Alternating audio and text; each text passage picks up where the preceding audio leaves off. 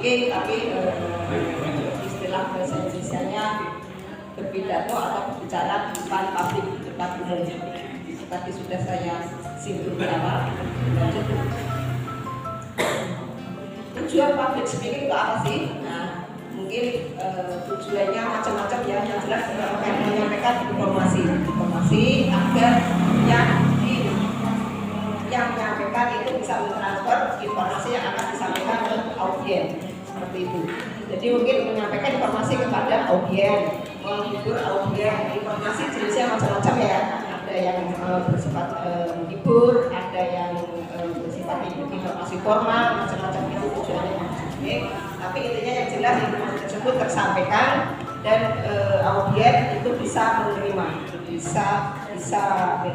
bisa menerima apa yang akan disampaikan oleh pembicara, seperti itu.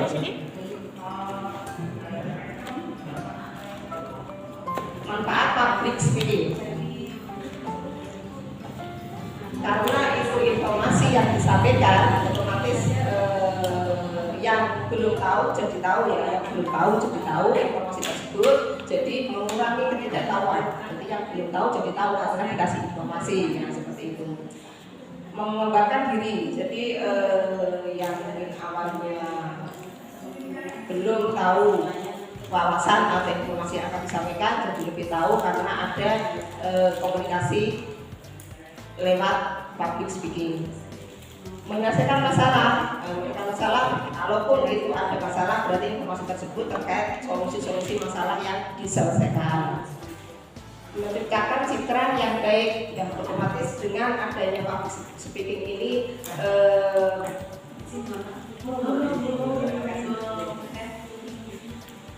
menciptakan citra yang baik. Jadi dengan lewat public speaking ini ada tata cara yang lebih baik, lebih sopan dan materi tersampaikan.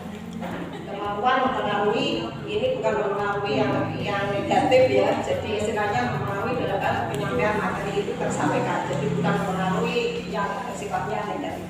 Seperti itu. Teknik public speaking. Jadi ini teknik, jadi istilah teori saja, tapi prakteknya nanti juga bisa sesuai teori, bisa juga otomatis ya. Itu juga bakat juga, mungkin banyak materi ataupun informasi yang akan disampaikan, tapi kadang itu menyampaikannya itu susah tersampaikan. Yang menerima mungkin susah menerima itu juga ya. Jadi ini ada materi teorinya juga ada langsung kayak bakat dari pribadi. Ada orang pintar, banyak materi, banyak informasi, tapi menyampaikannya susah juga ya. Materi sebetulnya saja, tapi mentransfernya, menyampaikannya ke orang lain ataupun audiens itu nyaman, lancar, itu juga bisa seperti itu. Jadi yang pertama itu harus percaya diri, karena percaya diri, tenang, sopan, itu insya Allah membantu tersampaikannya materi. Kalau sudah berlebihan, ya mau sampai cuman mungkin tidak maksimal. Teknik vokal ini ya sifatnya personal ya. Jadi ada yang bisa lantang, ada yang pelan-pelan, ada yang lembut, ada yang keras. Ini juga pengaruh budaya juga. Mungkin mayoritas atau kebanyakan orang Jawa mungkin lebih halus, lebih lembut penyampaiannya, mungkin luar Jawa mungkin lebih lantang. Itu sifatnya pribadi personal. Ekspresi dan bersatu. Ekspresi itu juga ini individu ya, bisa dengan luas, dengan lantang itu bisa menyampaikan materi atau ekspresi itu masing-masing otomatis dari bahasa tubuh personal yang menyampaikan. Komunikatif, jadi komunikatif antara yang menyampaikan dengan yang disampaikan itu adalah ada feedback atau tidak balik ya. Itu menyangkut informasi terkait menyampaikan masalah, berarti ada pertanyaan, ada solusi dan selanjutnya.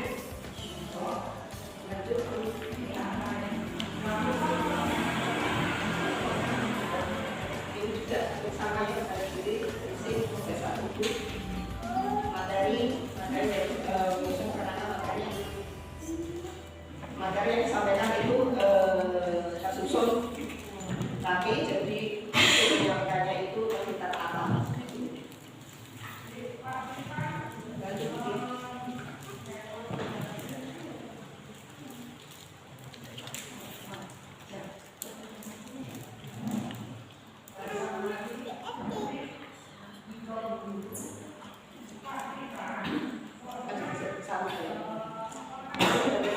Nah ini merebut terkait bukan istilahnya merebut yang istilahnya ini juga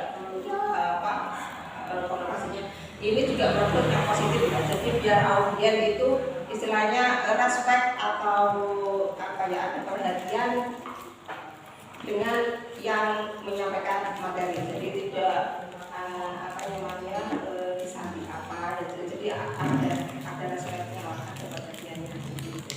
Gunakan busana sesuai dengan masyarakat, dengan waktu, gunakan alat visual, dengan video menarik. Ini semuanya poin-poin agar materi yang disampaikan itu ke audien dapat tersampaikan dengan baik.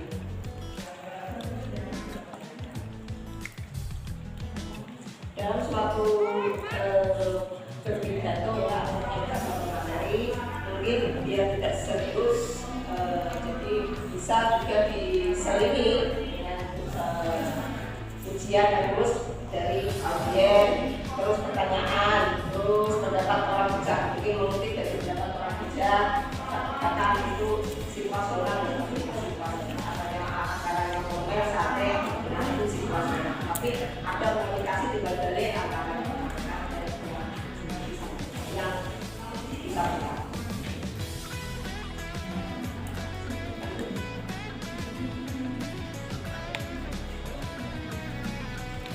Sebuah presentasi apapun itu sebenarnya itu ada konsep, ada bentuk ya, bentuk inti yang disampaikan tadi itu apa. Jadi mungkin membuat penjelasan intinya tadi itu yang bicara apa, terus memotivasi atau memberikan semangat terkait dengan materi yang kita dan akan sudah bertindak. Misalnya tadi yang disampaikan informasi itu ada suatu masalah yang diselesaikan, jadi segera untuk diaplikasikan solusi-solusi yang sudah ada di forum komunikasi tersebut.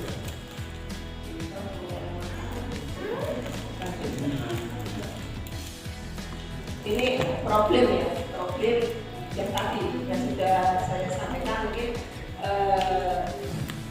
duduk, nah, kalau sudah duduk sudah rugi itu sudah biasa semuanya ya. Biarpun materinya sudah lengkap, sudah dipahami, yang akan disampaikan tapi kalau sudah duduk duluan dan rugi itu biasanya tidak jadi kurang maksimal. Bisa blank dan lain sebagainya. Mungkin lagi kurang fokus, kurang konsentrasi itu biasanya memang mempengaruhi.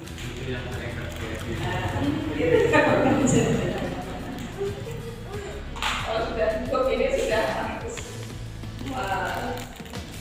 merusak nanti jadi tidak maksimal dan bisa jadi.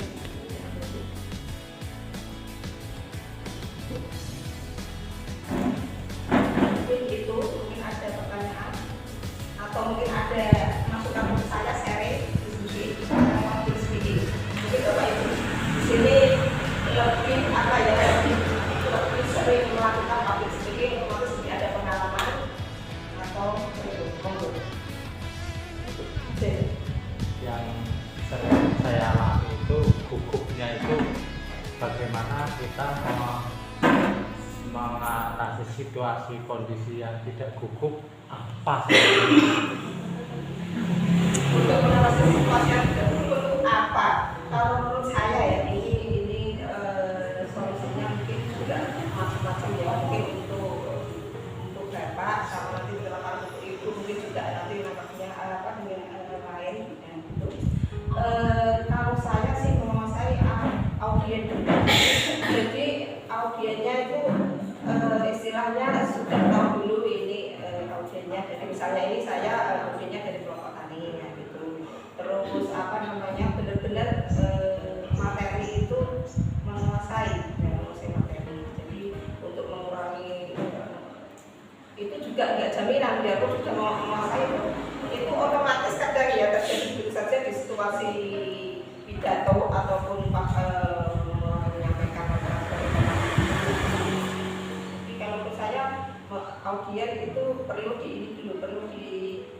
disimak dulu audionya gimana, jadi yakin ya, yakin. Terus materi yang disampaikan itu juga nanti sesuai apa sih yang mau disampaikan. Kira-kira kalau misalnya ada yang ditanyakan dari audien, kira-kira itu juga bisa dicarikan solusi. Jadi kalau untuk hukum itu ya ada demam panggung, hukum otomatis sudah dipersiapkan bismillah gitu ya, tapi kadang-kadang juga kalau hukum di tengah jalan itu juga ada. Tapi pengalaman juga mempengaruhi juga ya, pengalaman saya bertatap muka berinteraksi dengan umum, lebih dari satu orang ya, umum itu juga mempengaruhi juga Pak, kalau menurut saya. Nanti sekali ini gugupnya kebangetan gitu, nanti kedua kali tampil sudah berkurang, sudah biasa, jadi pede. Jadi dilatih untuk sering komunikasi di depan umum itu juga butuh latihan juga sih sebenarnya. Kecuali kalau memang ada yang memang bakatnya itu pede, itu ada. Tampil pertama pun juga pede saja, itu juga ada. Tapi kalau sudah gugup itu mungkin ya perlu latihan tampil menyampaikan komunikasi di depan umum. Mungkin ada yang mau dibagi sama saya.